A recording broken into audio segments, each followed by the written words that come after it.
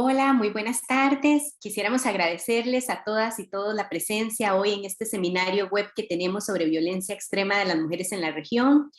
Para la red Conoce y en particular para Flaxo Costa Rica, quienes coordinamos en este espacio de la red Conoce, nos es un gusto poder desarrollar un espacio como este que nos permita analizar, denunciar, estudiar y pensar también las posibles soluciones que se pueden dar a un problema tan grave como es la violencia extrema contra las mujeres, en este caso de la región latinoamericana.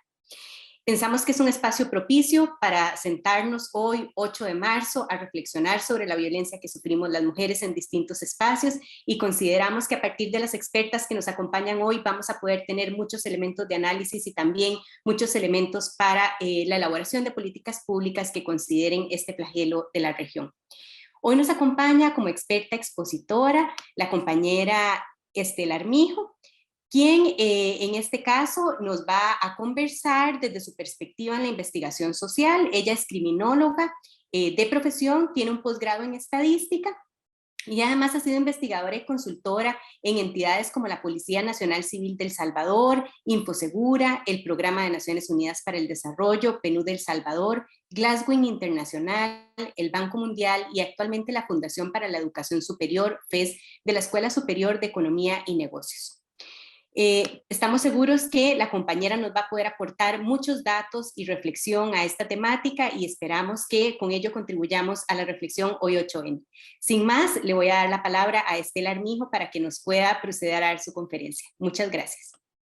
Muchas gracias, Silka, y buenas tardes a todas y a todos, a todos. Como decías, gracias por acompañarnos este 8 de marzo en este espacio de intercambio de conversaciones, reflexiones y análisis en torno a la violencia basada en género, coordinado por Conoce.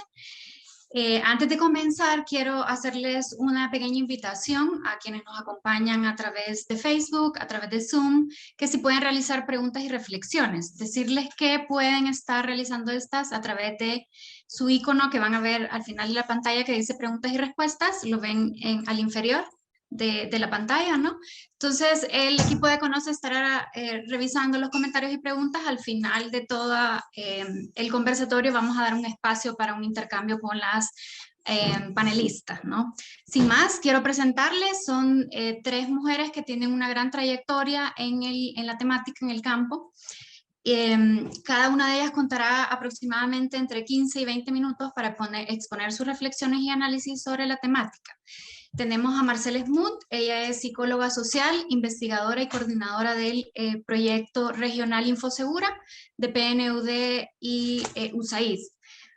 Paula Barrios, directora de Mujeres Transformando el Mundo, una organización guatemalteca que tiene como objetivo reducir todas las formas de violencia y discriminación en contra de niñas, niñas, adolescentes y mujeres. Y Claudia Saliesar, docente de estudios de la mujer en el Centro Universitario Regional del Litoral Atlántico, CURLA, por sus siglas, en La Ceiba, Honduras. También es directora de la ONG feminista Unidad de Desarrollo Integral de la Mujer y Familia, UDIMUF, por sus siglas, abogada y feminista y una apasionada defensora de los derechos de las mujeres y de las niñas. Sin más, quiero darle el espacio e invitar a Marcela Smoot, coordinadora de Infosegura, para que nos comparta sus reflexiones. Muchísimas gracias Ilka, Estela, a las compañeras que me acompañan hoy en este panel, a todas las mujeres que se conectan el día de hoy. Para mí es muy especial poder acompañarlas a conversar y aprender unas de otras en este espacio, en esta webinar. Quiero empezar homenajeando en este espacio a todas las mujeres que han trabajado tan duramente para que muchas mujeres, para que nosotras hoy disfrutemos de muchos de los derechos que tenemos, que no siempre fueron tan obvios, y también homenajear a todas las mujeres con quienes trabajamos juntas y caminamos, y algunas nos conocemos, otros no, pero que somos una gran red a nivel global, trabajando para fortalecer la agenda de derechos humanos. Agradecer a Conoce por esta invitación y quiero ver si pueden ver mi presentación ya. Si están viendo mi pantalla, perfecto. Hoy en este espacio voy a tratar de reflexionar, aprovechar el tiempo para reflexionar sobre algunos puntos que nos pongan en perspectiva la dimensión de la problemática de la violencia contra las mujeres y las niñas en nuestra región, contarles un poquito el enfoque de trabajo que tenemos o que impulsamos desde PNUD Infosegura para la gestión de información, para las políticas públicas de seguridad ciudadana con perspectiva de género sobre la base de evidencia y detenerme un poquito en algunos ejemplos de uso para la política pública. En primer lugar, un fuerte énfasis en la violencia que afecta, la gravedad de la problemática de la violencia que afecta a las mujeres y a las niñas, decir que en América Latina 14 de los 23 países de América Latina y el Caribe que vamos monitoreando los femicidios, feminicidios, están por encima de la tasa mundial, que es 1.2 por cada 100.000 mujeres. Mencionar también que en el año 2021 en Centroamérica y República Dominicana, cada día 3 mujeres y niñas fueron víctimas de violencia homicida. Esto nos habla realmente de que la violencia que experimentan las mujeres y las niñas en nuestra región realmente constituyen una epidemia. Está por encima de lo que los estándares internacionales plantean como epidemia. Y tenemos una buena noticia en cierta forma, que en la última década en la región de Centroamérica y República Dominicana se han ido reduciendo los homicidios año a año, pero aún persisten múltiples formas de violencia, particularmente violencia que afecta a las mujeres y a las niñas. Quizá acá hacer una referencia que mencionaba esta buena noticia en cierta forma, que la región va reduciendo sus tasas de homicidio, y este año por primera vez Centroamérica y República Dominicana se ubican por debajo del promedio de América Latina y el Caribe. Sin embargo, mencionar también que la violencia, los feminicidios se han ido reduciendo a un ritmo más lento que la violencia homicida que afecta a los hombres. Y que en el contexto del COVID hemos podido identificar, a pesar de que ha habido muchísima dificultad de las mujeres para interponer denuncias, que se incrementaron llamadas a los números telefónicos de las policías, complicado también porque a partir de las medidas de distanciamiento social se vieron rotas muchas de las redes de apoyo a las mujeres. Pasando muy rápidamente, mencionar también que referimos generalmente al tema de femicidios, sin embargo sabemos que las mujeres experimentan múltiples formas de violencia a lo largo del ciclo de vida, lo que nosotros llamamos un continuum de la violencia, que el femicidio, feminicidio termina siendo una muerte extrema, pero podría seguramente haberse prevenido, haberse evitado si hubiéramos podido actuar de una manera temprana. Entonces, reconocer esto, que desde muy temprana edad las mujeres empiezan a ser víctimas de múltiples formas de violencia. Acá también quiero mencionar que durante la pandemia otro impacto que se ha registrado es el de las instituciones de justicia para poder cumplir, para poder hacer las diligencias en el contexto de distanciamiento social. Y el año 2021, la tipificación como femicidio de muertes violentas de mujeres ha sido la más baja desde el año 2013, que es que venimos monitoreando, que es cuando han ido entrando en vigencia las leyes para una vida libre de violencia contra las mujeres, o la tipificación de femicidio, feminicidio en la región. Con esto lo que queremos remarcar es que tan impactante como la pandemia del COVID es la pandemia de violencia que afecta a las mujeres y a las niñas.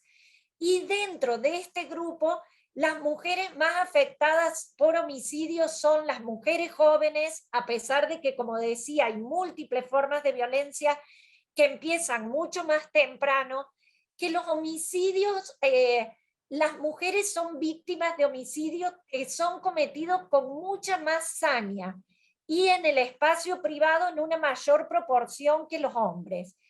Y necesitamos profundizar muchísimo más la información sobre la violencia contra las mujeres, sobre el femicidio y su relación con otras formas de violencia como la explotación sexual, la trata y el tráfico de personas, las mujeres desaparecidas, fenómenos de los que contamos con muchos menos registros administrativos, pero sabemos que impactan, que son formas de violencia extrema que afectan a las mujeres. En el caso de Guatemala, el tema de las mujeres desaparecidas, de las personas desaparecidas, podemos monitorearlo desde bastante tiempo. Y para dar un ejemplo, en el año 2021, 4 mujeres desaparecieron por día en los registros que llevan Guatemala. No contamos con esta información para todos los países, pero solamente es para dar una idea de la magnitud de la problemática de la violencia que afecta a las mujeres y a las niñas. Mencionar que desde el enfoque de PNUD, nosotros entendemos la problemática de la violencia que afecta a las mujeres como un problema de derechos humanos. Es una de las violaciones de los derechos humanos más extendida, persistente y devastadora en el mundo. Y la falta de empoderamiento de las mujeres constituye una de las desigualdades más críticas. La violencia que afecta a las mujeres y a las niñas es tanto causa, muchas veces es causa de violencia, como consecuencia de desigualdades de género.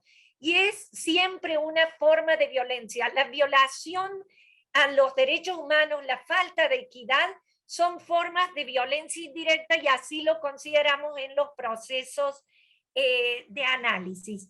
Y tiene que ver con las formas de relaciones asimétricas de poder entre las mujeres y los hombres, y se manifiesta en múltiples ámbitos, en la familia, en la comunidad, en el Estado, tal como lo plantea y lo desarrolla muy ampliamente la Convención de Belén do Pará, al cual adscriben los países y desde el cual trabajamos.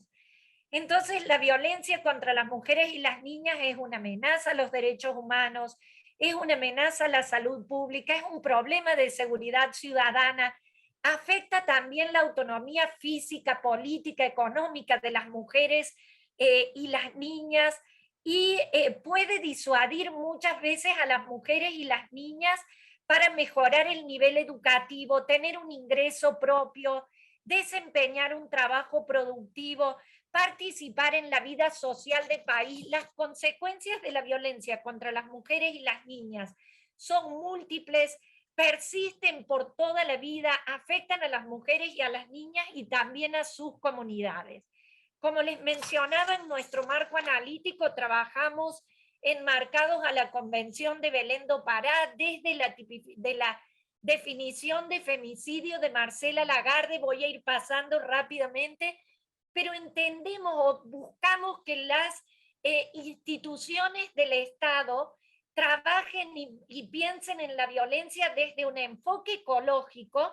La violencia afecta a las mujeres en los ámbitos familiar, comunitario, laboral, en las distintas esferas de la sociedad, y tenemos que entenderla y buscar información en cada uno de estos niveles, y también entender cómo afecta de manera diferenciada a lo largo del ciclo de la vida, en este continuum de violencia.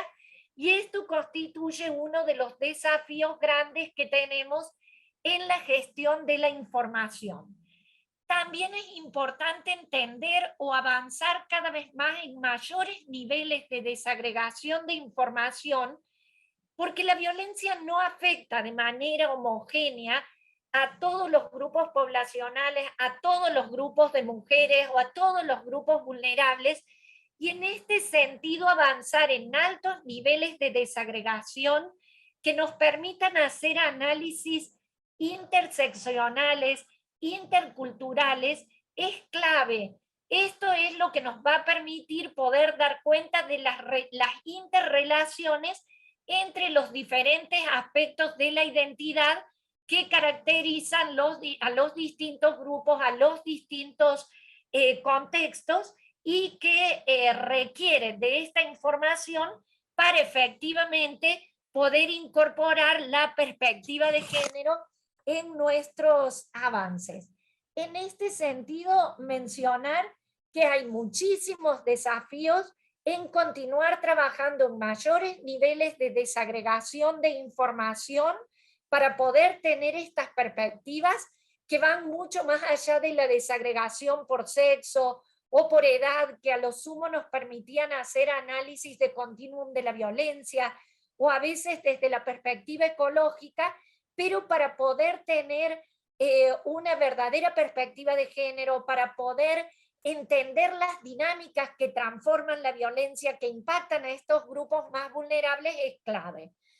Entender también o recolectar información que den cuenta sobre aquellos aspectos de la violencia directa que mencionaba anteriormente, femicidio, feminicidio, y tratar de encontrar más información, registrar mejor información sobre mujeres y niñas desaparecidas, explotación sexual, trata, tráfico de personas, que hay muchísimos vacíos en esta información, pero también entender aspectos relacionados con la capacidad de las instituciones para responder a la problemática de la violencia, para prevenir la problemática, para atender la violencia, para dar atención y protección a las víctimas de violencia, así como también aspectos relacionados con la exclusión, con aquellas brechas de participación en el mercado laboral, de inclusión en el sistema educativo, que nosotros los identificamos como formas de violencia indirecta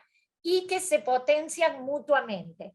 En ese sentido, el trabajo que estamos intentando promover y apoyar a través de mejorar los sistemas administrativos de diferentes instituciones, construir bases integradas de datos, promover el intercambio de información entre instituciones de seguridad, pero también salud, educación, desarrollo, para poder construir ecosistemas de datos y también poder construir respuestas de manera interoperable entre las instituciones frente a un problema complejo como es el de la seguridad ciudadana, el de la violencia que afecta a las mujeres y a las niñas.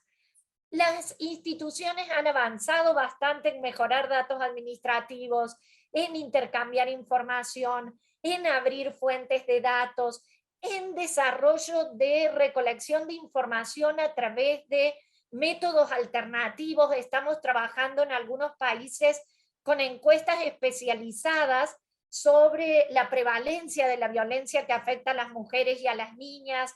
Estamos empezando a trabajar también mucho con social listening para recuperar información que muchas veces no logramos captar a través de las denuncias. Estamos promoviendo el uso de aplicaciones y el uso de la innovación y la tecnología para fortalecer las iniciativas de prevención y atención de violencia contra las mujeres y las niñas. Y voy a tratar de detenerme un poquito para ir finalizando con una serie de herramientas que permitan a los países ir apoyando la medición de la violencia contra las mujeres y a las niñas desde esta perspectiva multidimensional y un monitoreo de la misma. En este sentido, hemos avanzado en el diseño de un índice, de un monitoreo de la violencia multidimensional, que lo hemos aplicado, estamos trabajando para aplicarlo en Honduras y en Guatemala, que recoge una serie de indicadores que nos permiten entender el comportamiento de la violencia, pero también de estos factores asociados o de esta violencia indirecta, integrando indicadores que tienen que ver con femicidios, feminicidios, mujeres desaparecidas. Buscamos algunos indicadores proxies de violencia sexual, para no utilizar a veces indicadores, por ejemplo, de violencia contra las mujeres y las niñas o denuncia de violencia sexual y que sea un estímulo perverso para las policías para aumentar este registro. Hay muchísimas complejidades en cada uno de los registros de información.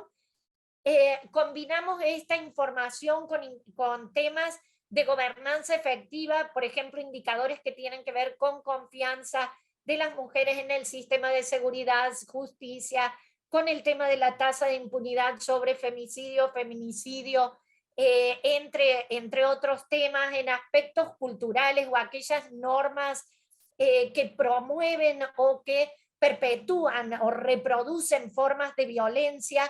Depende cada país, vamos trabajando con indicadores y también con indicadores relacionados con estos gaps de desarrollo, desde tasa de deserción escolar de mujeres, porcentaje de mujeres que no estudian ni trabajan, porcentaje de mujeres en la economía informal o de participación política de las mujeres, que nos permiten ir desarrollando una medida que los gobiernos pueden ir viendo cómo evolucionan año a año para poder también contribuir a hablar entre todas las instituciones, integrar información, contribuir a mejorar las mediciones en aquellos casos que no se dispone de la información necesaria y obviamente poner al acceso a disponibilidad recursos etiquetados para trabajar la violencia contra las mujeres y las niñas. Por último, me voy a referir también muy rápidamente a otro índice que estamos trabajando, estamos terminando de trabajar, que es un índice de focalización territorial de programas, proyectos de violencia contra las mujeres y las niñas.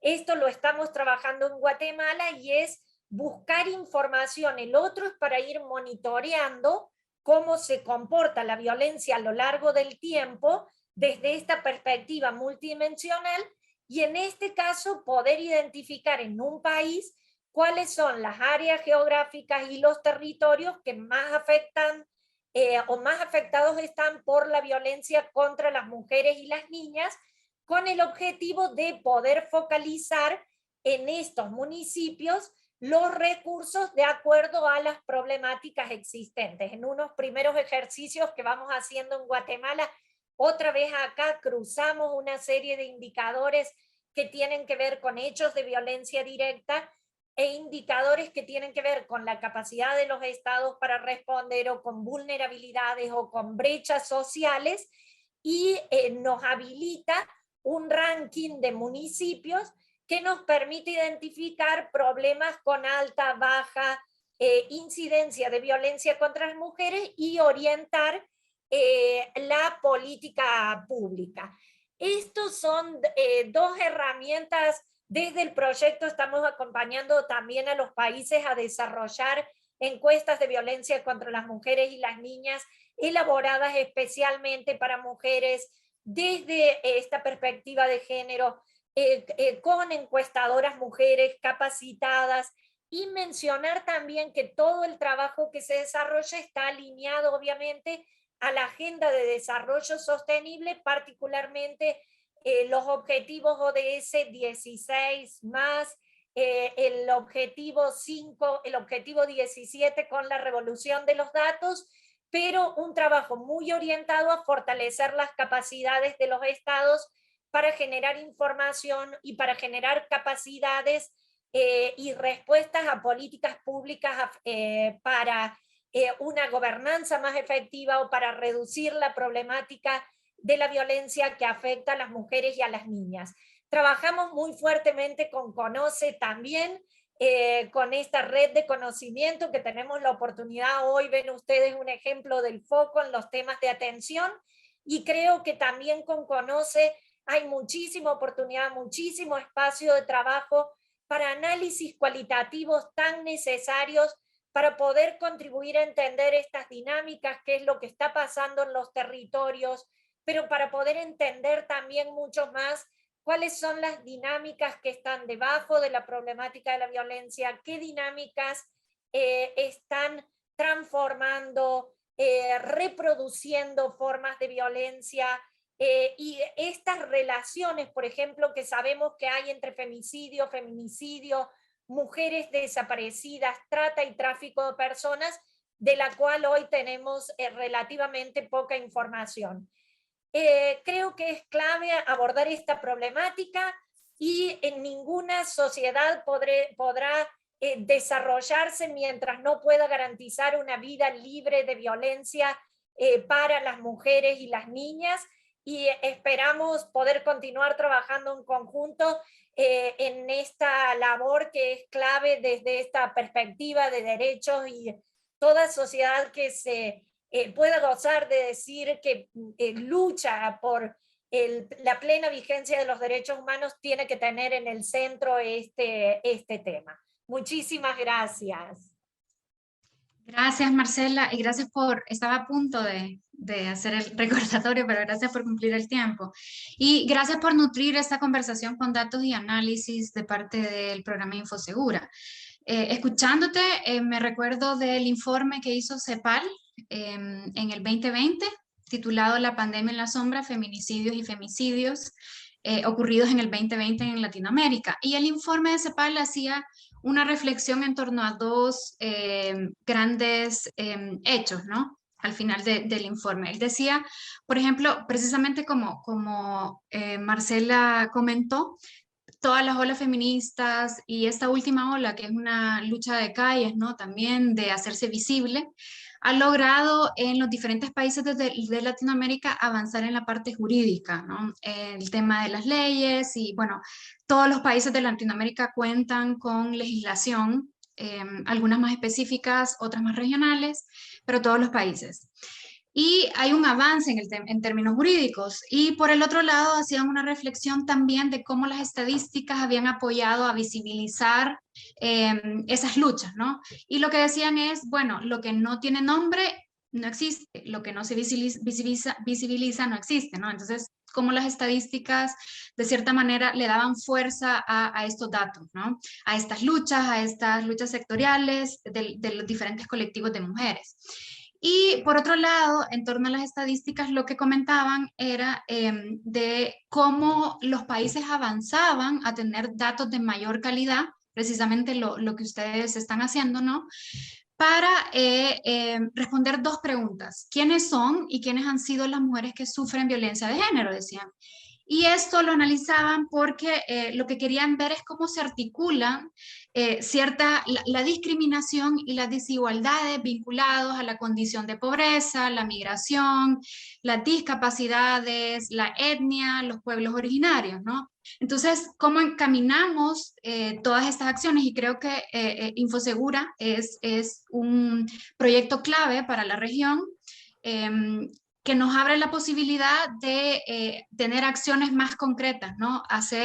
O tener datos que activen políticas públicas específicas. Entonces, preguntar tal vez, al final, lo dejo aquí en el aire, pero al final de la intervención, preguntar si estos datos estarán disponibles para los países o son datos que sirven para políticas públicas.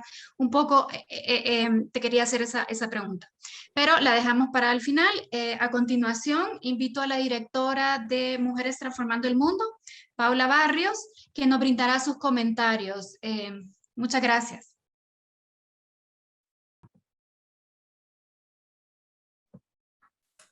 Hola, muchas gracias. Muy buenas tardes a todas y a todos. Solo estoy tratando de mejorar un poco mi cámara. Quiero agradecer la oportunidad de estar en este espacio y el día de hoy, 8 de marzo, pues transmitir un mensaje a todas las mujeres, sobre todo a quienes estamos hoy integrando este panel, este foro, a quienes nos escuchan desde las diferentes plataformas digitales, pues un saludo muy cordial, un abrazo muy fuerte de lucha y de resistencia las mujeres en la historia, pues hemos obtenido nuestros derechos, hemos avanzado en la legislación, en estos marcos teóricos y jurídicos de protección por los derechos de las mujeres, por el propio trabajo de nosotras, por quienes nos han antecedido en estas luchas, por quienes vienen, y hoy que nosotras pues estamos caminando por esas transformaciones para las mujeres. Desde mi participación como directora de Mujeres Transformando el Mundo, quisiera colocarles un breve video para que ustedes conozcan un poco más sobre nuestra organización. Lo vamos a compartir.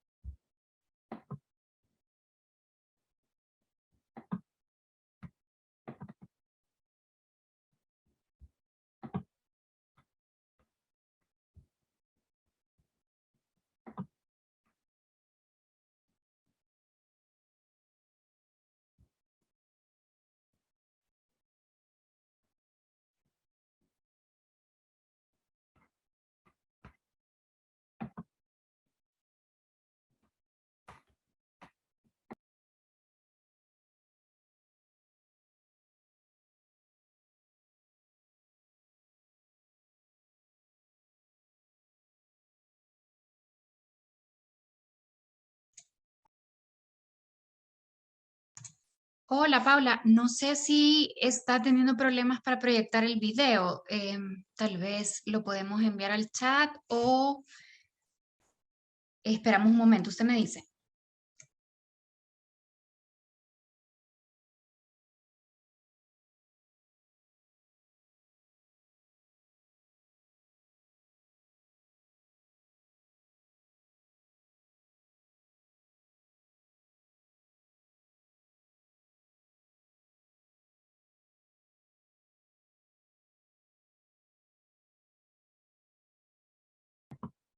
Lamento, no logré compartir.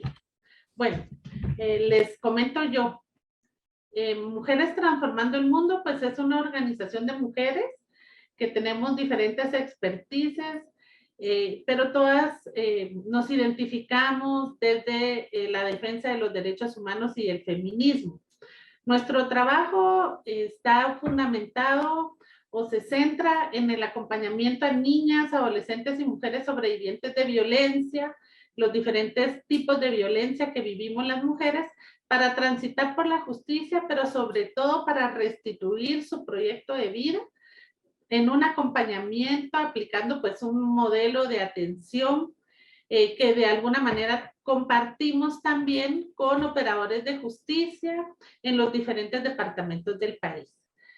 Nuestra organización tiene ya 12 años de existencia y bueno, hemos llevado casos desde casos tan emblemáticos como el caso de justicia transicional, Sepursarco, hasta actualmente que estamos solicitando y acompañando a familiares y víctimas del caso del Hogar Virgen de la Asunción, que también quiero mencionar, hoy hace 5 años en Guatemala, en un hogar de protección, que es el Hogar Virgen de la Asunción, lamentablemente y trágicamente fallecieron 41 niñas calcinadas debido a el encierro que sufrieron por parte de las autoridades de este hogar de protección. Hoy a 5 años este caso aún espera justicia.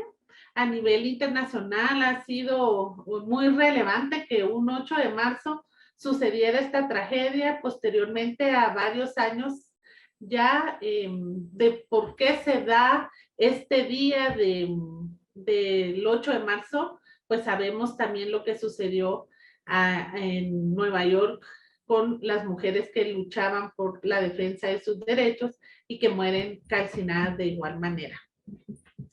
Lamentamos este hecho y pues esperamos que pronto el caso pueda ir a justicia. Ha sido un proceso largo y de criminalización y estigmatización a las niñas.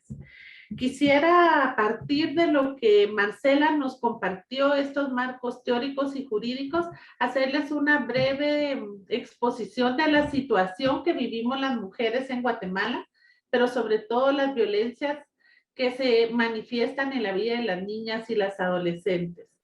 Esto no está ajeno a la situación de la niñez y de las mujeres en la región centroamericana y latinoamericana, con quienes hemos reforzado y buscado estrategias en conjunto para minimizar y erradicar la violencia contra las mujeres.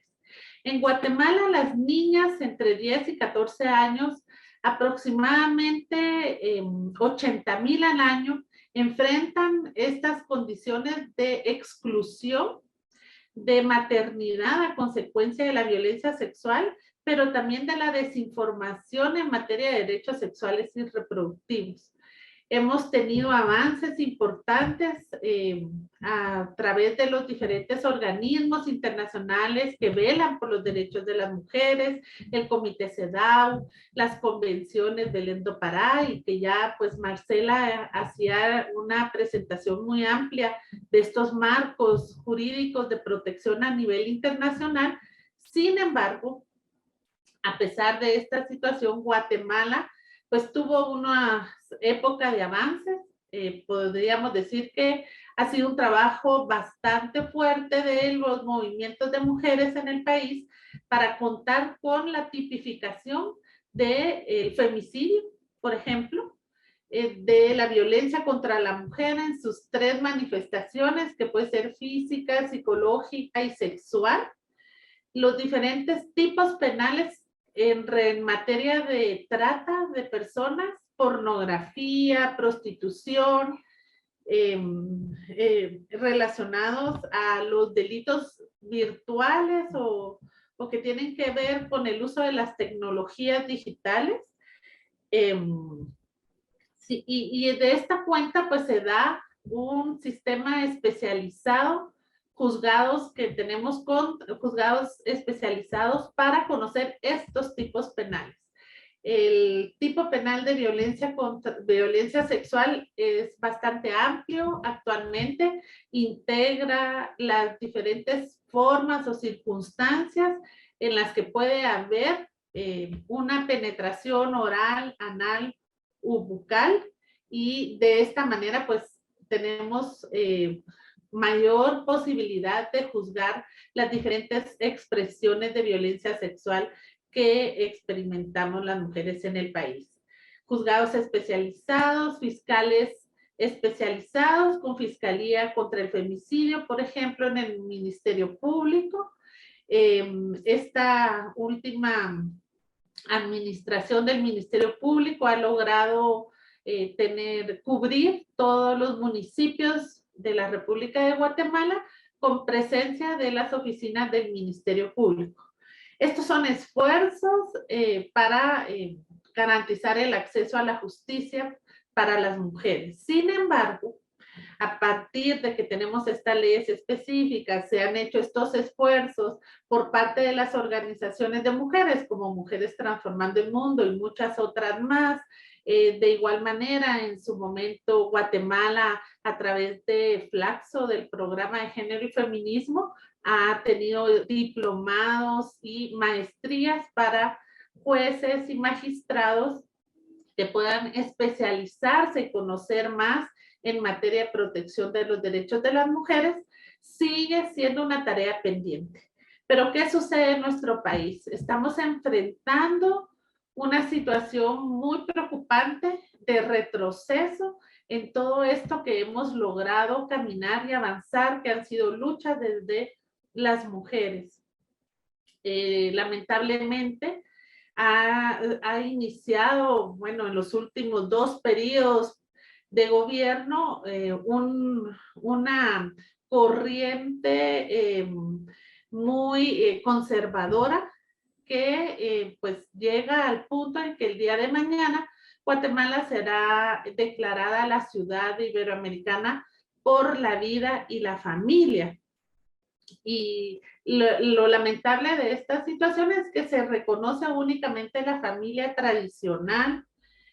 Hablamos de una vida pues que realmente, si hablamos de 80,000 embarazos de niñas y adolescentes y 0 programas de parte del gobierno para acompañar a estas niñas en esas circunstancias, pero también para garantizarle la vida y un proyecto de vida nacido en estas circunstancias.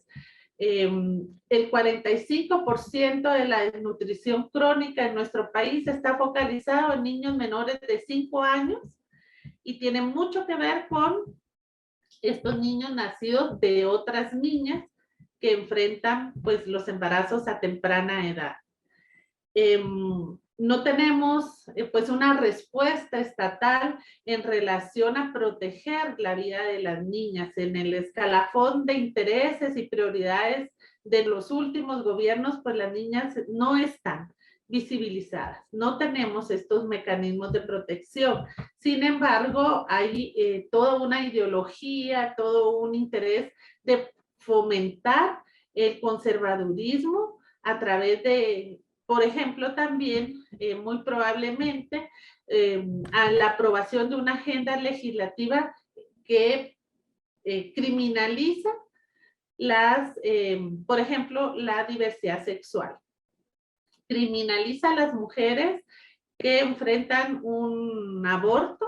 En Guatemala, pues es importante mencionar, tenemos diferentes, el aborto está penalizado, diferentes tipos penales en materia de aborto, pero el aborto terapéutico está permitido. Sin embargo, esta iniciativa de ley que se pretende aprobar por el Congreso de la República el día de hoy, incluso criminaliza los abortos espontáneos. Y esto lo vemos, me imagino, la compañera de El Salvador nos puede ampliar un poco más en materia de derechos sexuales y reproductivos. Sabemos la criminalización de muchas mujeres en El Salvador que han enfrentado penas muy fuertes por incluso abortos espontáneos o embarazos utópicos, pues que desencadenan en una pérdida de ese embarazo. Lamentablemente, las circunstancias en Guatemala están muy complejas en este sentido. De igual manera, el 93% de la impunidad en los hechos de violencia contra la mujer se focalizan en la falta de respuesta inmediata de las instituciones que tienen que ver con asegurar la presencia de las personas indicadas en los procesos judiciales. Esa es el área en la que nosotras acompañamos a las mujeres en los diferentes territorios. En Guatemala, pues también hablamos 22 idiomas mayas, garífuna, xinca y español. Y bueno, todavía el sistema de justicia es un reto poder garantizar este acceso en el idioma materno de cada una de las mujeres que acuden a estas instituciones para obtener la protección y el acompañamiento en esta búsqueda de justicia.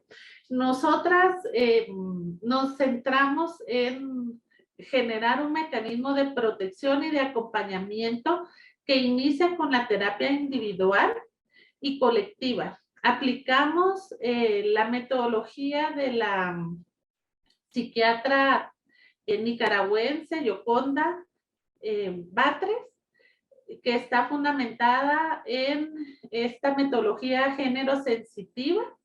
Ha sido un proceso exitoso de 18 sesiones terapéuticas grupales, que esta metodología centrada a niñas y adolescentes. Este ha sido un primer mecanismo para generar espacios terapéuticos para mujeres jóvenes. Posteriormente pasan a un proceso formativo que es la Escuela Feminista Carolina Orgullo, en la cual actualmente tiene 8 módulos con los que pretendemos generar conocimiento teórico y práctico en materia de derechos humanos de las mujeres, desde historizar todos estos aportes que las mujeres hemos hecho en la historia, en el mundo, hasta generar un proyecto de vida de seguimiento, plantearnos metas para poder ser mujeres productivas y generar estos liderazgos que vayan tejiendo redes de apoyo y acompañamiento para otras mujeres jóvenes que lamentablemente tienen que enfrentar situaciones de violencia contra la mujer. De igual manera, pues me gustaría compartirles que tenemos algunos procesos de formación diplomados en materia de interseccionalidad con operadores de justicia, pero también con psicólogas y trabajadoras sociales. Para nosotras el acceso a la justicia y lograr una sentencia condenatoria es un punto medio en este enfoque victimológico y le estamos apostando a la reparación digna, integral y transformadora desde la justicia ordinaria. ¿Cómo hacemos esto? Pues a partir de la sentencia del caso Sepur-Zarco, que establecía 16 medidas de reparación para que el Estado de Guatemala diera cumplimiento, pero que este litigio se llevó a cabo en nuestra justicia ordinaria, no deriva de un ente internacional. Vemos que la aceptación en el sistema de justicia es bastante fuerte, genera expectativas y hemos logrado establecer con jueces y fiscales esta necesidad de que el Estado se involucre para garantizar protección y reparación a las víctimas. Esta reparación está fundada en 5 principios que establece el derecho internacional humanitario, que es la indemnización, dignificación de las víctimas, la rehabilitación, pero sobre todo las garantías de no repetición, que el Estado se organice de tal manera que estos hechos no se vuelvan a repetir. Y ahí hemos generado pues una amplia expectativa de profesionales multidisciplinarios para trabajar desde el sistema de justicia para la protección de las víctimas. Y termino diciendo que nuestro trabajo está fundamentado en trasladar o trabajar para que las víctimas transiten a sobrevivientes y de sobrevivientes a sujetas de derecho, y que ellas puedan ser voces y generar un liderazgo a nivel comunitario y desde su entorno para poder acompañar y tejer redes de acompañamiento hacia otras mujeres jóvenes, hacia otra población que necesite este acompañamiento. Muchas gracias. Muchas gracias, Paula. Gracias por la reflexión que nos hacías referente al tema de los derechos humanos reproductivos de las mujeres, ¿no? Recordarles a todos los que nos están acompañando ahora, si pueden hacer sus preguntas, pueden hacerlo a través del chat o en preguntas y respuestas, que es el icono que ven al inferior de sus pantallas, para tener al final de esta intervención un pequeño conversatorio con nuestras panelistas y aprovecharlas, ¿no? Que cuentan con mucha información. Paula, yo haciendo una reflexión un poco de lo que comentabas, yo tengo la oportunidad, en algunos casos he tenido la oportunidad de hacer entrevista a muchas mujeres, ¿no? Y parte de los comentarios que logro escuchar es: hice la denuncia y no pasó nada, el fiscal no me creyó, el policía no me creyó, lo denuncié y salió. Y nosotros en muchos casos hemos visto casos enigmáticos, ¿no? Donde esto sucede, ¿no? Y me recuerda un poco de cómo, y reflexionando acerca de la ponencia y el tema jurídico, ¿no? Que ustedes ven, me recuerda un poco de cómo ciertas prácticas institucionales o respuestas judiciales, ¿no? Entrampan a las mujeres en ese ciclo de violencia. Y hace mucho leí un libro de Jamie Stackett que habla sobre cómo, él lo titulaba Las mujeres atrapadas en los tribunales, ¿no? El poder de las respuestas judiciales. Y encontró ciertas barreras que obstaculizan que las mujeres, o ciertas dinámicas que, claro, repiten el ciclo, ¿no? Y parte de estas era, por ejemplo, aquellas actitudes hostiles o ásperas de parte de los jueces, no tomar en cuenta las necesidades económicas, sociales o emocionales de los niños, de las niñas que quedan, ¿no? Incluso niegan el miedo de las víctimas. Muchos hombres, muchas mujeres, en especial los hombres, no hablan de por qué no denunció. y es casi anular el miedo que sienten las mujeres hacia su victimario, ¿no? También hablaba un poco de la ceguera que se tienen de la parte económica o de la independencia económica de estas mujeres cuando entran a los tribunales, ¿no? Y incluso lo que comentabas tú, Paula, acerca de cómo la justicia no cuenta con intérpretes que hablen la lengua materna, y mucho menos tenemos gente especializada en la policía, en la fiscalía, en los juzgados, para atender casos, por ejemplo, de las mujeres víctimas con discapacidad auditiva o ceguera, ¿no? Entonces, también cómo se van repitiendo estos siglos. Entonces, yo al final de la ponencia tal vez hacerte esta pregunta de cómo serían las respuestas institucionales que empoderan a las mujeres y que les ayudan a salir de este ciclo, ¿no? Ya que tienen mucha experiencia en este campo.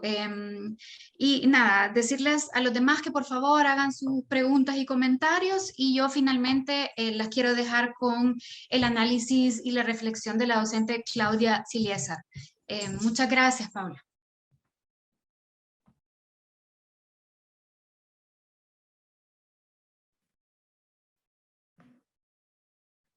Buenas tardes. Le pediría ayuda al equipo para que abra la cámara debido a que está cerrada, por favor.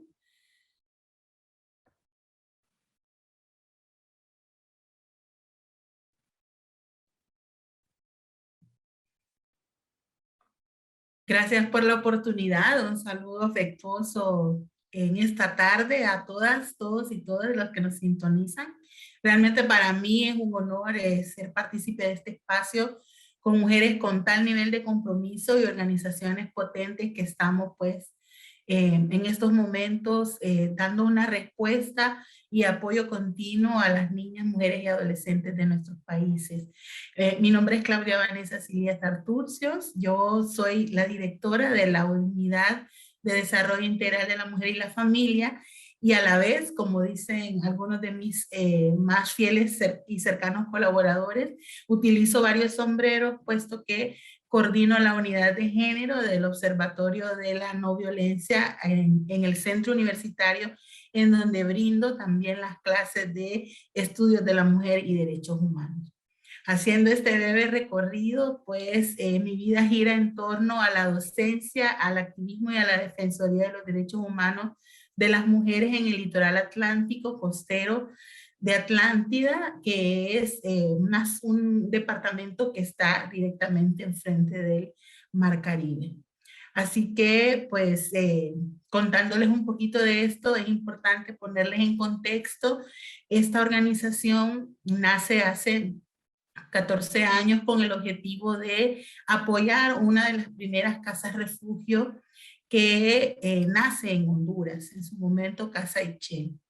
Hoy pues ya estamos totalmente volcadas a la atención psicosocial y a la atención integral de mujeres, niñas y adolescentes víctimas de violencia basada en género, desde una visión feminista, acuerpándolas y acompañándolas tanto en la ruta de la denuncia como en el apoyo emocional y la terapia que éstas necesitan.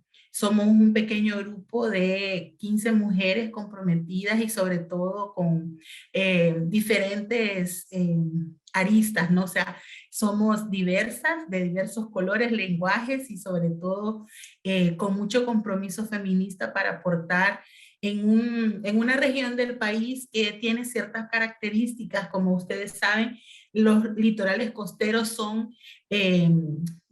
suelen ser peligrosos debido a que están muy cercanos al mar, y esto pues de alguna manera facilita el tema del trasiego de la droga, también el tema de el aumento de la violencia y pues las comunidades para las cuales nosotras brindamos servicios no están lejanas de estas realidades. Yo he decidido abarcar brevemente un poco la situación que viven las mujeres hondureñas desde el tema de la violencia femicida, perdón. También analizándolo desde las diferentes interseccionalidades, y para ello voy a utilizar datos de un análisis rápido de género que se llevó a cabo y que se ha venido impulsando en 2 años consecutivos por medio de CARE Honduras y ONU Mujeres. Este informe tiene un nombre muy poderoso y se llama evidenciar lo obvio, ¿no? Lo que vivimos en Honduras a partir de ETA y OTA es una crisis sanitaria y también ambiental. Es así como las mujeres son las directamente lesionadas debido a esta crisis. Es importante hacerles ver que la población femenina en Honduras abarca el 51.7% de la población. Obviamente somos la mayoría. Y si vamos atrás en el tiempo, el COVID y ese confinamiento obligatorio, sumado a los meteoros de ETA y OTA, como ya lo había mencionado, han afianzado las brechas de desigualdad entre hombres y mujeres en el país. Y esto lo vemos cuando el término feminización de la pobreza se afianza y se retoma una y otra vez, puesto que este aplica a esos casos cuando se observan sustanciales retrocesos en los temas vinculados al ingreso digno, a las horas que se invierten en temas de cuidado, al acceso a la tecnología, al crecimiento de las tasas de analfabetismo, a la suspensión parcial o total de contratos y a la supresión del goce y ejercicio de derechos sexuales y reproductivos.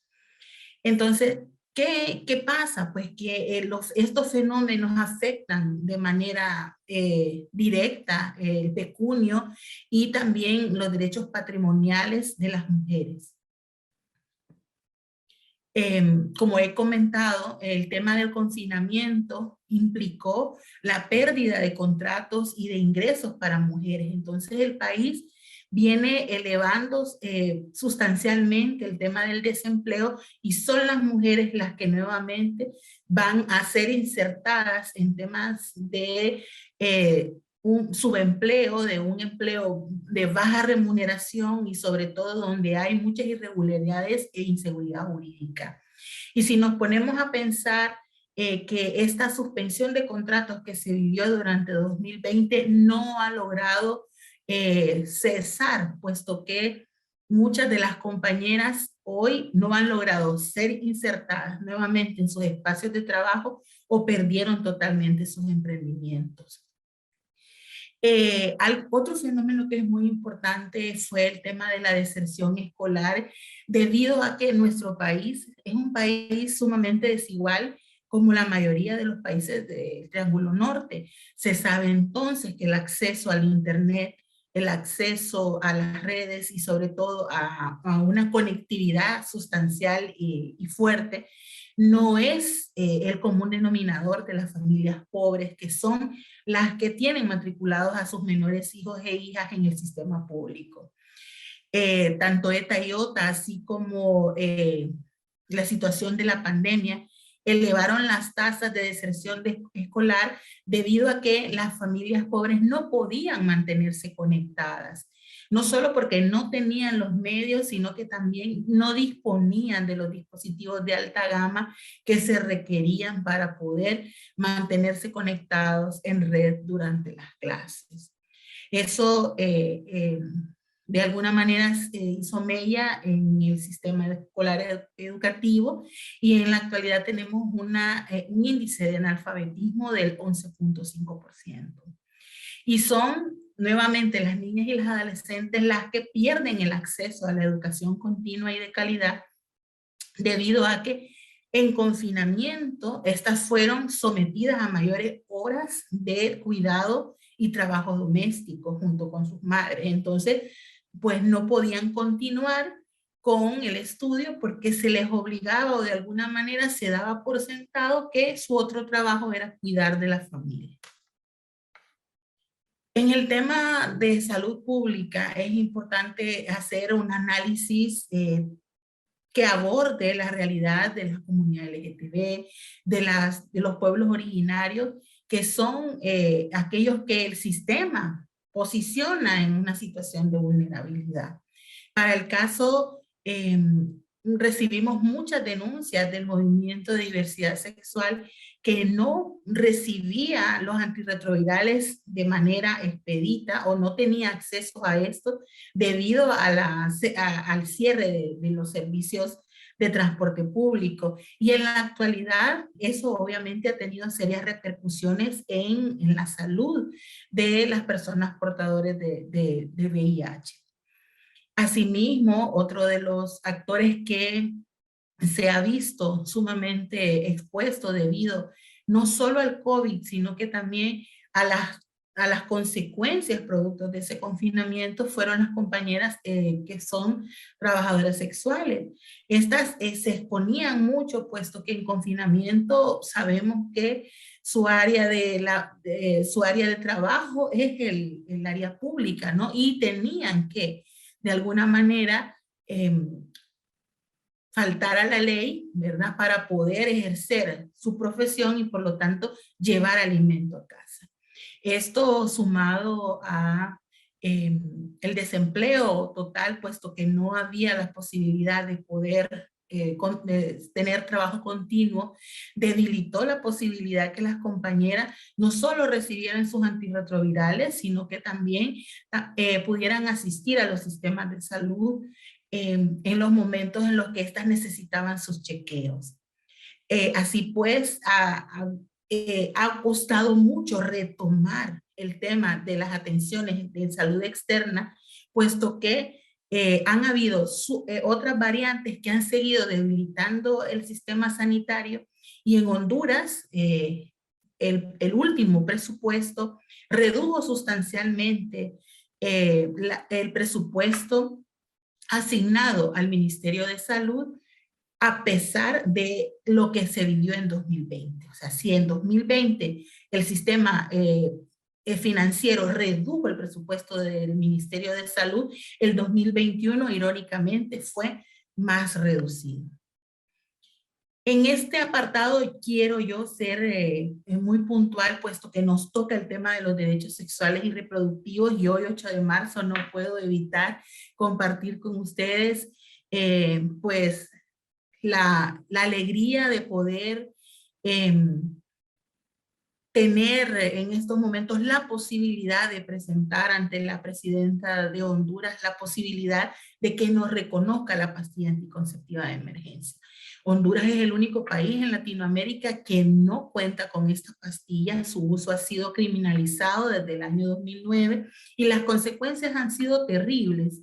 Tanto así que la Secretaría de Salud en el 2018 reportaba más de 770 partos de niñas entre los 10 y los 14 años. Esto implicaba entonces que entre el 2017 y el 2019, 32 niñas tenían partos o parían diariamente en el sistema de salud. Sabemos que estas son cifras que, si bien es cierto, son estatales, son oficiales, hay un subregistro, puesto que muchos de estos partos y de estos embarazos no llegan a término o no son obviamente abordados en el sistema sanitario. Es importante recordar que la desigualdad en estos países implica también exponer a las niñas y a las mujeres a mayores situaciones de acoso sexual, de violencia sexual. Y por ejemplo, el 68% de los casos son producto de denuncias que nacen desde menores y mujeres que señalan a sus agresores como personas vinculadas a la familia. En el país que no tienen la pastilla anticonceptiva de emergencia y en el país en el que está criminalizado todas y cada una de las posibles causas de aborto terapéutico, como lo es Honduras, este 8 de marzo, nosotras estamos demandando que se reconozcan estos derechos sexuales y reproductivos. Así pues, esta situación de pandemia, los meteoros Eta y Iota y en la actualidad no son ajenos a lo que nos ha pasado con respecto al tema de las muertes violentas de mujeres. Y esto es importante decirlo. Somos países en donde se asesina sistemáticamente a mujeres con mucha hazaña y cuyos delitos, ¿verdad? Cuyas muertes violentas siguen en impunidad. Para el caso, Honduras reporta un 92% de impunidad en los casos de muertes violentas de mujeres. Y a la fecha, nos reporta el Observatorio Nacional de la Violencia en el boletín que lanzó esta mañana, este 8 de marzo, que del 1 de enero al 3 de marzo ya hay 50 mujeres asesinadas de manera violenta en el país. Y lo terrible es que de estas mujeres fallecidas, asesinadas, ¿verdad? El 28% tiene entre 18 a 29 años. Estamos hablando de mujeres en edad reproductiva. Y si sumamos, el restante 22% está entre 30 y 59 años. O sea, son mujeres sumamente jóvenes las que están siendo víctimas de esta violencia atroz. Así pues, la violencia, la pandemia, la cuarentena, todas estas fenómenos naturales tienen que ver mucho, puesto que han aislado a las mujeres y nos han condenado a situaciones dramáticas como lo son el tema del aumento del tiempo que las mujeres invertimos en el cuidado de la familia. Ya este 8 de marzo, todas estamos hablando de procurar acciones para garantizar la conciliación del trabajo doméstico, que los hombres inviertan más horas en el cuidado reproductivo, puesto que las mujeres no están solo impulsando el trabajo empresarial o del emprendimiento, sino que también están sosteniendo la economía mundial a través de ese trabajo no remunerado. Y si lo vemos desde una arista investigativa, lo que ustedes mencionaban, la ausencia total de datos desagregados impide analizar cuánto de este tiempo lo están invirtiendo niñas, adolescentes, en lugar de estar en el colegio. Por ejemplo, el tema de la lectura que puede hacerse desde los pueblos originarios, ancestrales, indígenas y garífunas, que están teniendo muchos retrocesos debido a que lo que no, como lo dijeron acá las compañeras, lo que no está escrito no existe. Entonces, no podemos analizar cuáles son las consecuencias en la vida de las comunidades étnicas y garífunas cuando no se tiene una lectura sobre estos pueblos. ¿Qué pasa con este tema de la impunidad? Y si quisiera yo ir avanzando, puesto que es importante que ustedes sepan los retos que tenemos como defensoras en el país. Trabajar en el tema de los derechos humanos con leyes que, lejos de avanzar, van en total retroceso a los grandes avances que en algún momento tuvimos en el país, es una gran limitante. Y a pesar de la denuncia permanente que hicimos en su momento, el movimiento feminista y el movimiento de mujeres en Honduras, nuestro país tiene un código penal que reviste de impunidad a los agresores en materia de delitos sexuales.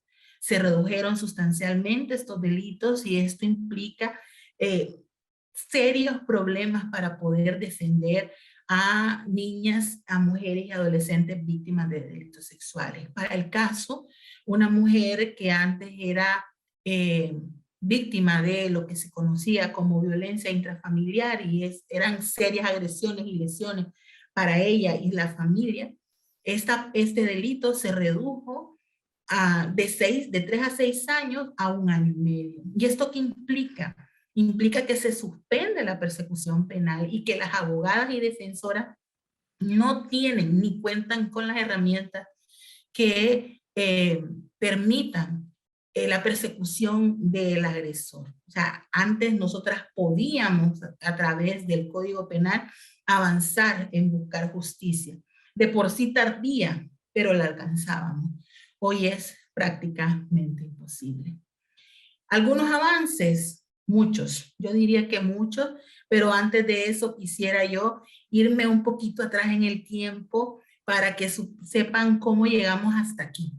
El mayor avance pues es que sentimos mucha esperanza puesto que tenemos una presidenta en estos momentos. La primera vez es que este país tiene una mujer en el Ejecutivo, ¿verdad? Desde el año 1955, cuando se nos reconocieron nuestros derechos políticos. Entonces, esto es un gran avance, definitivamente hay mucha esperanza. Sabemos que encuentra un país en ruinas, en quiebra, señalado internacionalmente por corrupción y narcotráfico, que no le va a ser nada fácil, sumado a toda la situación geopolítica que se está viviendo en este momento.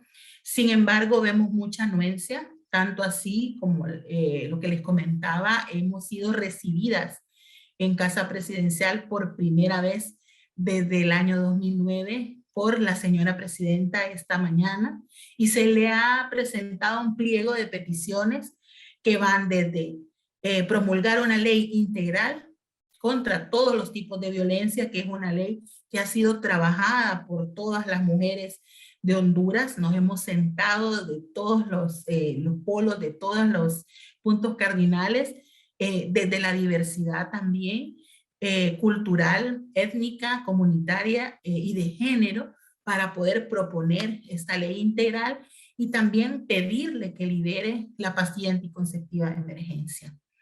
¿Qué nos preocupa? Nos preocupa el avance de los fundamentalismos, lo que la compañera Paula manifiesta, pues no está lejos de nuestras fronteras, ¿verdad? Sentimos mucho temor porque dentro de las encuestas de percepción que se le han planteado a la población nacional, la credibilidad y la confianza la tienen depositadas en las iglesias. Y ustedes saben que la separación Estado-Iglesia no es un factor, el común denominador de nuestras culturas ni de nuestro gobierno, ¿no?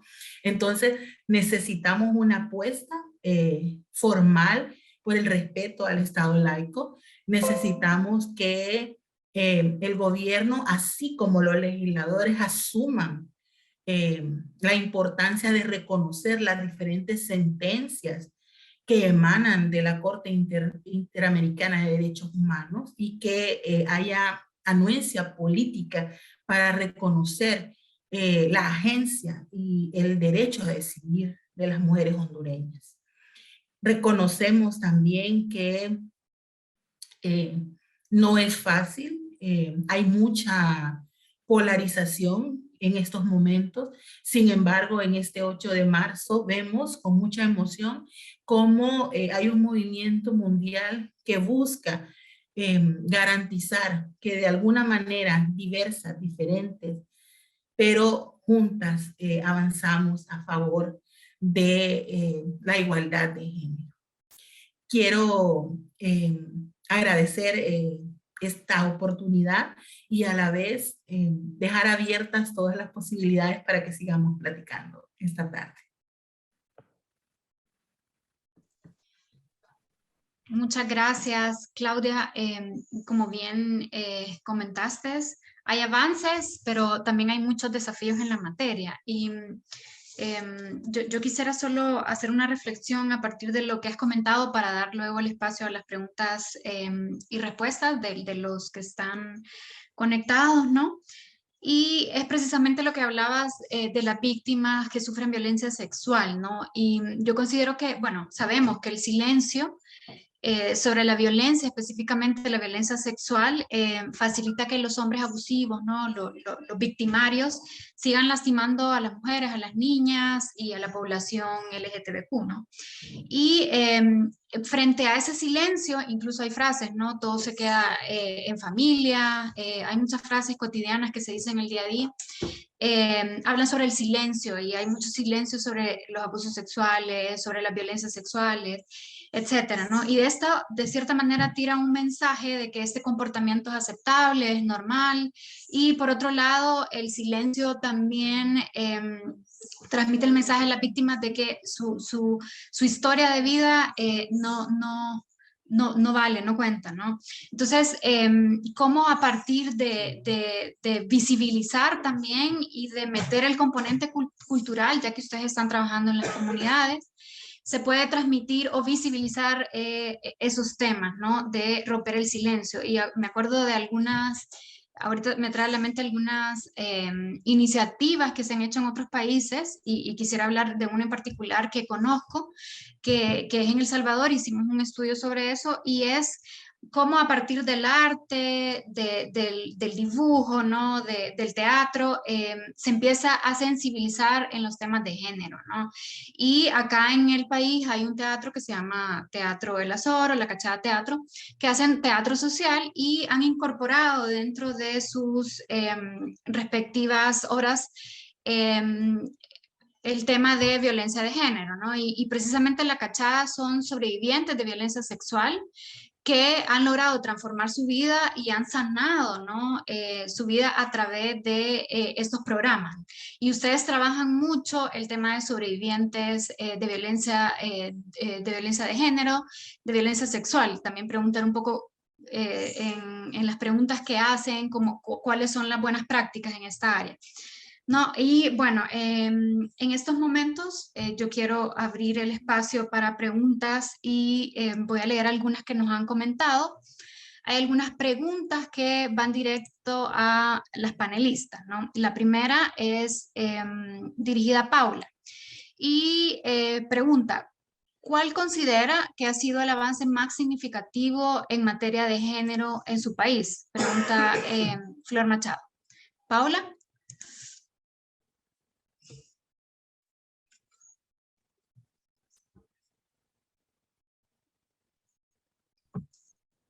Muchas gracias, Estela. Perdón que se me entrecortó la señal. ¿Cuál ha sido el avance más significativo en materia de acceso a justicia? ¿Es correcto? Sí, exactamente. Bueno, sí, es esta justicia especializada con la que cuenta nuestro país, teniendo órganos específicos para conocer los delitos de género, como femicidio, violencia contra la mujer y este tipo penal que es muy innovador. En la región, sin embargo, tenemos algunos retos para su aplicabilidad, pero el delito de violencia contra la mujer abarca todos aquellos hechos que no necesariamente encuadran en otros tipos penales específicos, como por ejemplo el acoso sexual.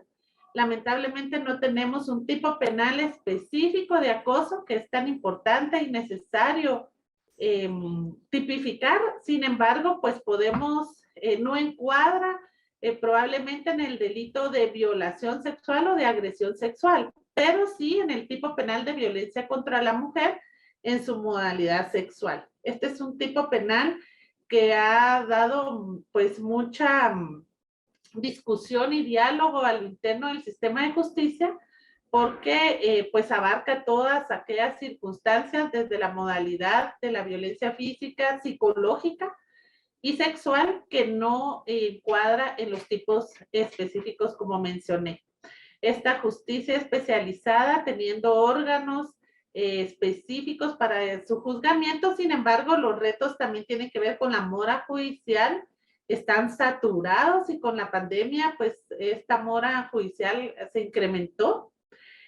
Aún es un reto el acceso a la interpretación en los idiomas mayas y no digamos para las diversas discapacidades. Tener medios de apoyo es un reto por el que estamos trabajando y estamos ya teniendo algunas formaciones y capacitaciones a operadores de justicia de la importancia que hay que las personas con diversas discapacidades puedan tener estos medios de apoyo para el acceso a la justicia.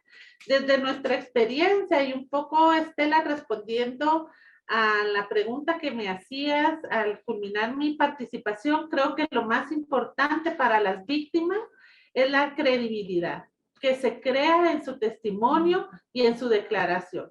Mucho hemos luchado las mujeres del movimiento en este lema de romper el silencio, pero esto debe ir acompañado con respuestas afirmativas desde el sistema de justicia y una de ellas, sobre todo en los delitos de violencia sexual cuando no hay testigos, son delitos que la doctrina establece como delitos en soledad, la credibilidad del testimonio. ¿Quién se va a someter a un escrutinio social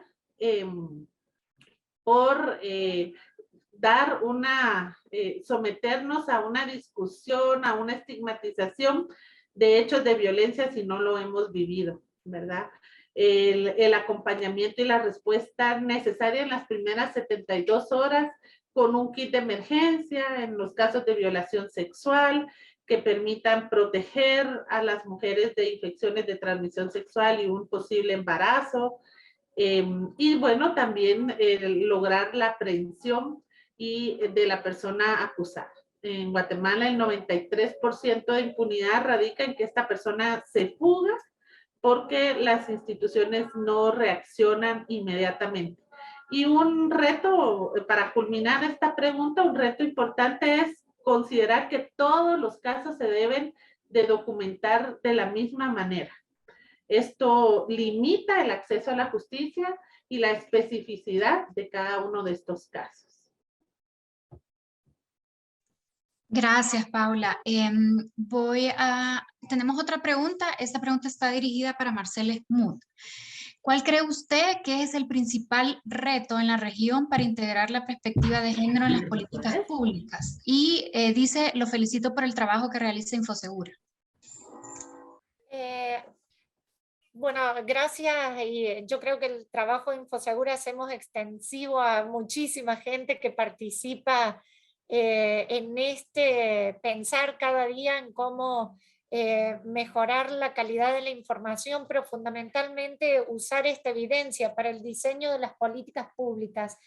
Yo creo que es difícil la pregunta de cuál es el principal reto en la región. Yo quiero reconocer lo que planteaba Estela en la pregunta que me dejaba, con el avance que ha tenido la región en el diseño de marcos normativos. La región ha ido avanzando para adaptar los marcos normativos a las convenciones, a los convenios internacionales, para hacer cada vez marcos legales de última generación, y ha avanzado realmente en las tipificaciones del femicidio, feminicidio, de múltiples formas de violencia, reconocer desde la violencia física, pero también violencia simbólica, violencia obstétrica, violencia económica, múltiples formas de violencia.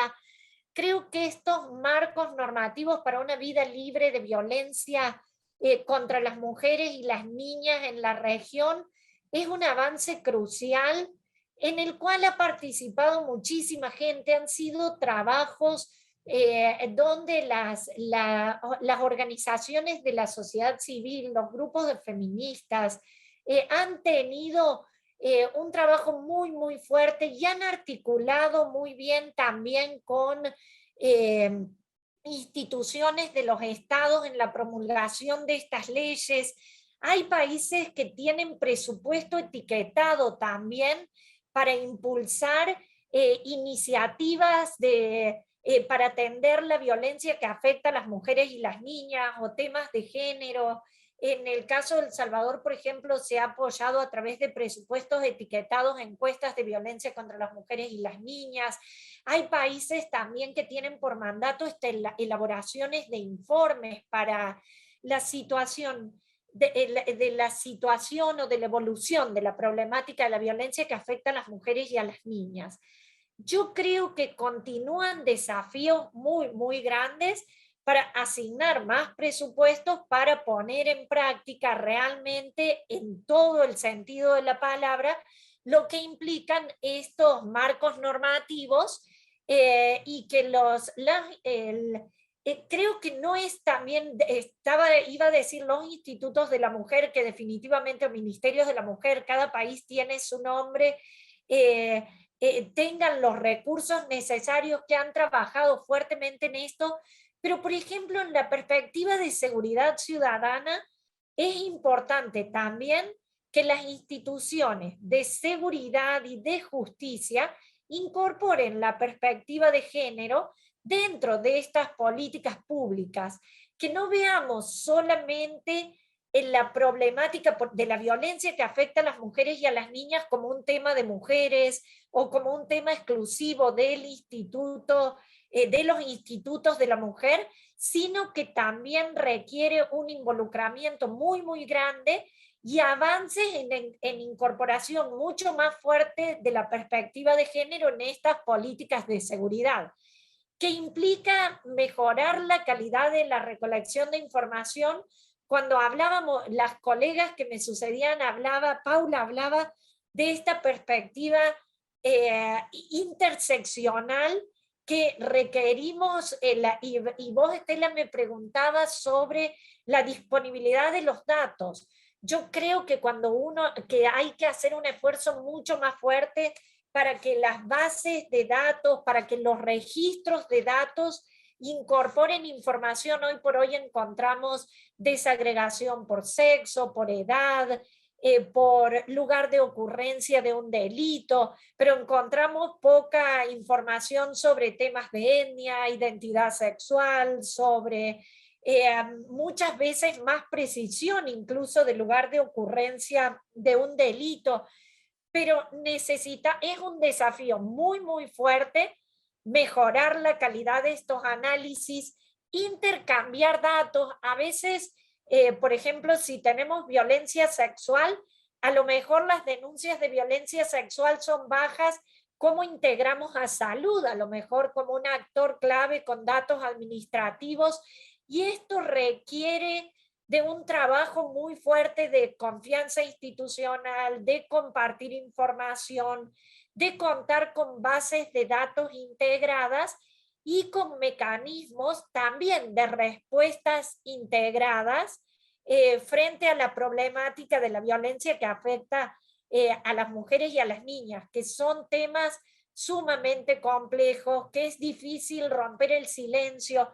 Años atrás trabajábamos en una experiencia de empoderamiento de mujeres, y era a través de emprendedurismo, y cuando hablábamos muchas mujeres decían: yo no me daba cuenta de que era víctima de violencia. O sea, hay que trabajar desde el tema muchas veces del reconocimiento, de la visibilidad, de la denuncia, de la respuesta del sistema de justicia, que si no, cuando uno ve en las encuestas, por ejemplo, de percepción de inseguridad y confianza, que muchas veces las personas que tienen menos confianza en las instituciones son aquellas que han sido víctimas y que han utilizado el sistema de justicia.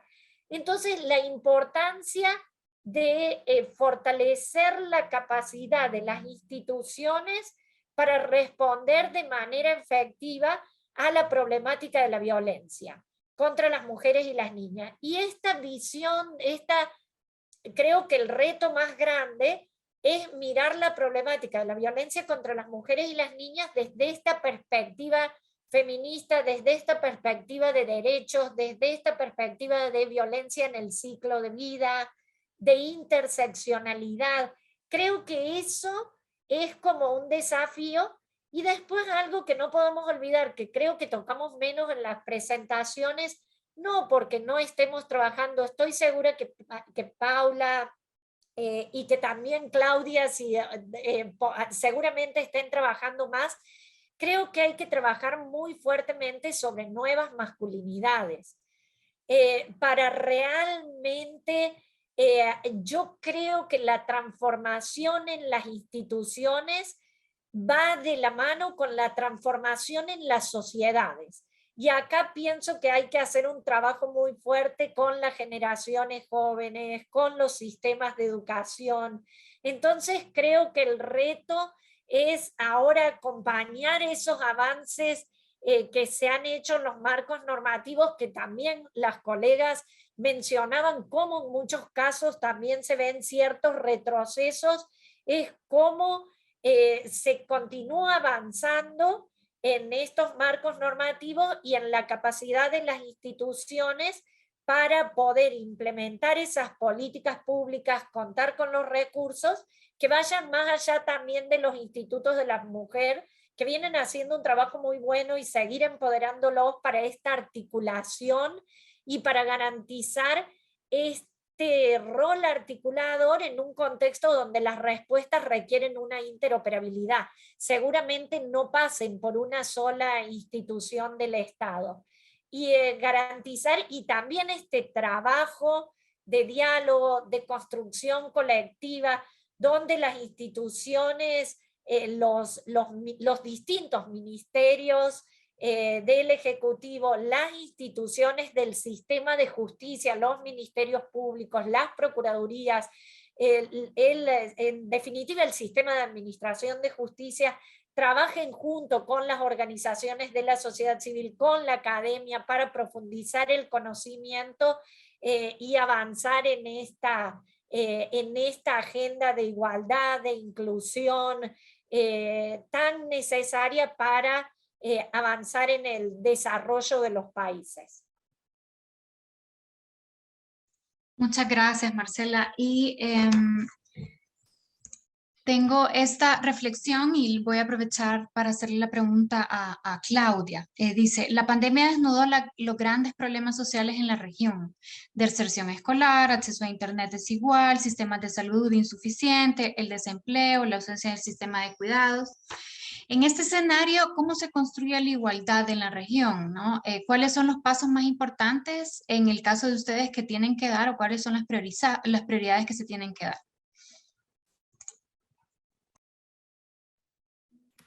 Gracias, Estela. Pues yo quisiera llevarles a todas y a todos los que están acá a una reflexión. Y quisiera preguntarles, y si pueden irme respondiendo en el chat, yo lo agradecería. Porque el común denominador de lo que yo leo mientras nosotras vamos exponiendo es que la educación es vital. Sin embargo, los grandes donantes y los gobiernos siguen apostando por las instituciones estatales. Casi la mayoría de la inversión se va a los gobiernos, y no sé si pasa en sus países, pero acá pasa que cada 4 años cambian los funcionarios públicos, y esa escoba política implica dinero tirado al mar, es sal al mar, mientras las organizaciones de mujeres, mientras el movimiento feminista permanece. A mí me preocupa mucho cuando todo el mundo habla de reforzar al Estado, acá y allá, pero no se habla de reforzar a la base, a las niñas, a las mujeres, a esas que tienen que saber la diferencia entre sexo y género en pleno siglo XXI. Yo aprendí sobre salud sexual y reproductiva a los 11 años y tengo mucha edad ya, no les voy a decir cuánta, ¿verdad? Sin embargo, en la universidad con horror percibo cómo mis estudiantes a los 18 años no saben ni la mitad de lo que yo sabía a los 11, y estamos en pleno siglo XXI. Yo estoy preocupada porque son funcionarios que tienen, sí, vaya, la mejor voluntad, pero no saben nada de género, de incidencia política. Hay que empezar de cero, es una gastadera inmensa de plata. Y en las mujeres de base, cuesta un mundo que nosotras consigamos plata, cuesta un mundo que consigamos, porque la cooperación suele decir, es que es mucho tallerismo, es talleritis. Claro, porque nosotras, las organizaciones de mujeres, hacemos lo que el Estado no, incorporar en una currícula educativa temas sobre educación sexual desde una visión interseccional, porque no es lo mismo lo que vive la mujer garífuna frente a la costa que lo que vive la mujer en la capital de El Salvador, por ejemplo. Y si sumamos a eso la niña que es discapacitada y que sufre abuso sexual desde que es pequeña y que nadie le presta atención y no tiene una instancia donde recurrir, entonces estamos educando. Nosotras estamos a través de esta talleritis aguda educando a las mujeres para que puedan cuestionar a estas instancias de gobierno que crean estas políticas públicas espectaculares sin nosotras, ¿verdad? O con la élite, porque también hay que ser sinceras, las que manejamos esta información somos mujeres privilegiadas. Debemos de aterrizar el discurso y llevarlas a las que sufren las mayores dificultades. Así se avanza en igualdad en la región. Y no es casualidad que siga siendo tan desigual. Algunas veces pareciera que el pensamiento patriarcal está afincado para que las redes de mujeres de base, aquellas denominadas graduate women, no avancen. Entonces, mucha política pública. Yo estoy segura que Paula, Marcela, Estela y yo hemos leído cientos de leyes y están espectacularmente redactadas. Pero nos encontramos con jueces que nunca han leído CEDAW o Belén do Pará. Imagínenselo, si tenemos que ir a lo más básico, que es que enseñarle a leer una convención internacional a un juez, ¿qué no le podemos enseñar a las mujeres? Y sí, yo estoy totalmente de acuerdo con el tema de nuevas masculinidades, es vital. Sin embargo, si ustedes me lo preguntan a mí, yo prefiero 1000 veces enseñarle a 100 niñas que a 100 hombres adultos. ¿Por qué? Porque hablar de género y desigualdad con los adultos, pues ya es más complejo. Con las niñas, el mundo está por descubrirse. Esa es mi visión particular. Hay que empezar a invertir en la base y hacerlo de manera fuerte, más aterrizada. Esa es una de mis respuestas. ¿Por qué? Porque esta región tan desigual está marcada por la falta de educación y por la falta de inversión en la currícula en el sistema público de salud. Tampoco es casual que El Salvador y Honduras haya tanta criminalización en temas de aborto, por ejemplo, en pleno siglo XXI, ¿no? Y finalmente, los pasos más importantes, nuevamente, ¿no? Educación, educación, educación. Sí, totalmente de acuerdo con los hombres jóvenes, ¿verdad? Yo doy clases de estudios de la mujer y mi aula está llena de varones jóvenes cuestionados por la misma academia, por qué están estudiando esa clase, hombres jóvenes, ¿no? Y la respuesta es espectacular. Y finalmente creo yo que demandar mayor compromiso de parte del Estado y que sean los organismos internacionales veedores, pero firmes de esta apuesta, ¿no?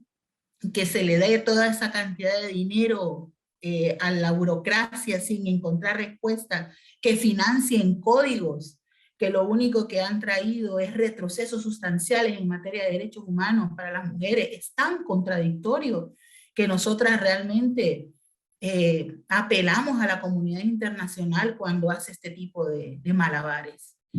Y finalmente ser veedoras y auditoras, ¿verdad? Tanto hombres como mujeres en temas de justicia social, todas y todos los que estamos acá, tenemos que empezar a auditar a estos gobiernos de manera beligerante y utilizar todas las herramientas internacionales para hacerles ver de que no es posible que sigamos nosotras haciendo su trabajo. Muchas gracias, Claudia. Muy interesante la perspectiva, ¿no? Desde lo local. Yo quiero volver con Paula. Hay una pregunta específica que dice, al respecto de su trabajo con acompañamiento legal, ¿qué otros vacíos o obstáculos, además del idioma, han identificado que existen en el acceso a la justicia para las mujeres en Guatemala? Esa es una pregunta. La siguiente es, ¿han realizado registros o un análisis cualitativo respecto a las mujeres atendidas que incluyan seguimiento post-atención psicológica? Gracias. Bueno, en relación a las niñas que enfrentan una maternidad forzada por violencia sexual, tenemos varios retos. En principio, creo que lo más importante es que a pesar de pues de lo que ya Claudia Vanessa nos decía de la necesidad de que no solo el Estado dé respuestas, sino que también la sociedad se involucre y no sea ajena, indiferente a las problemáticas, pues sí, en nuestro país esto se ha normalizado mucho por esa idea de que no importa cómo se llegue a la maternidad, al final las mujeres nacimos para ser madres, y es lo más sublime que podemos vivir, y esto es muy cruel y sumamente agresivo para la vida de las niñas y las adolescentes. Por ejemplo, pensar en una niña de 10 años que trunca su proyecto de vida, pero que además absolutamente sola tiene que asumir lo que implica una maternidad. desde la alimentación de ese ser que nace a consecuencia de la violencia sexual hasta viabilizarle una vida. Esta es una responsabilidad que no puede quedar únicamente en las niñas, que encima de todo no tienen por qué asumirlo bajo ningún punto de vista, pero la indiferencia del Estado, la falta de respuesta, por ejemplo, muchas de las pruebas fundamentales en el acceso a la justicia es la prueba de ADN. Queremos determinar la relación filial paterna para determinar, porque partimos de esa premisa de no creerle a la niña en principio, y luego de tener que probar nuevamente sobre su propio cuerpo la evidencia de la violencia sexual, pero a través de la maternidad, determinar si ella está diciendo la verdad. ¿Y en qué nos hemos enfrentado? Es que esta niña es violable y socialmente hay códigos, sobre todo en esa hegemonía masculina, de que, bueno, si ella es violable, la puede violar más de una persona en su entorno más cercano. No es un hecho de violación sexual un agresor únicamente, sino que como muchas de ellas, hasta que ya su cuerpo fisiológicamente responde a un embarazo, nos damos cuenta, o por lo menos pues hay una evidencia muy real de esa violación sexual que ya no se puede negar, pero sobre todo cuando es el padre biológico, por ejemplo. Entonces, si esa prueba de ADN da un resultado negativo, que además hay que discutir de qué manera se realizan esos análisis en Guatemala, pues a través del Instituto de Ciencias Forenses, ¿verdad? INACIF, que tiene presencia en algunos departamentos, pero no en todos, que tiene que trasladar las muestras de un departamento a otro, hay manipulación, probablemente se rompe la cadena de custodia, etcétera. Entonces, si esta prueba tiene un resultado negativo, no determina que la violación no sucedió, sino determina que esta persona pues no es el padre biológico del ser nacido por la violencia sexual. Estamos confundiendo y normalizando este tipo de circunstancias. Hemos llevado incluso a etapas de casación en discusión estos elementos y se ratifica que pues si la prueba de ADN es negativa no hubo violación sexual. Esto es aberrante en el sistema de justicia, son los retos que enfrentamos y al final las niñas quedan primero expuestas ante la sociedad, luego frustradas por la falta de acceso a justicia y sin un mecanismo de protección y acompañamiento para que ella pueda continuar, superar esta circunstancia y continuar con su proyecto de vida. Nosotras consideramos que el acompañamiento, para poner el mismo ejemplo con la segunda pregunta, en materia de apoyo psicológico, hemos tenido peritajes dentro de estos procesos que determinan que las víctimas siempre, hablando desde términos jurídicos, víctima, pero la sobreviviente siempre va a tener la necesidad de contar con estos apoyos terapéuticos en el trayecto de su vida, sobre todo cuando hay mecanismos de estrés o circunstancias para nuevamente relacionarse con hombres, por ejemplo, en su vida, tener un noviazgo, plantearse una vida en pareja, circunstancias que pueden recordar este hecho traumático y, requiere ese acompañamiento. Hay terapia individual necesaria para superar esta circunstancia, pero nosotras también apostamos a esta metodología género sensitiva de terapia colectiva. La resiliencia que yo veo en la otra me ayuda a mí a resignificar el hecho y a encontrar mecanismos de acompañamiento. Saberme que no estoy sola en este mundo enfrentando esta situación y que puedo tener un espacio de diálogo donde no me estigmatizan y puedo hablar a partir de la experiencia vivida, que es lo que socialmente no tenemos. Pues decía Vanessa, qué importante es la sociedad, pero yo me pregunto en qué entornos podemos hablar de la violencia que vivimos las mujeres para ser entendidas y no ser estigmatizadas o discriminadas por estas circunstancias. Muchas gracias, Paula. Yo con esta última intervención doy por finalizado el evento. Gracias a las panelistas por sus reflexiones, los datos y sus comentarios respecto a la problemática. De verdad, muy agradecidos y agradecidas por la información, ¿no? Y recordarles a los demás, a todos y a todas, que pueden buscar la red de conocimiento en seguridad ciudadana en los siguientes redes sociales. En Facebook están como Red Conoce, en Instagram como red.conoce y en Twitter como @redconoce. Entonces, también hacerles la invitación y agradezco a la Red de Conocimiento y Seguridad Ciudadana por la invitación y a ustedes, extraordinarias estas mujeres que nos han apoyado en este intercambio. Así que muchas gracias y a todos los que nos acompañaron y a todas. Muchas gracias.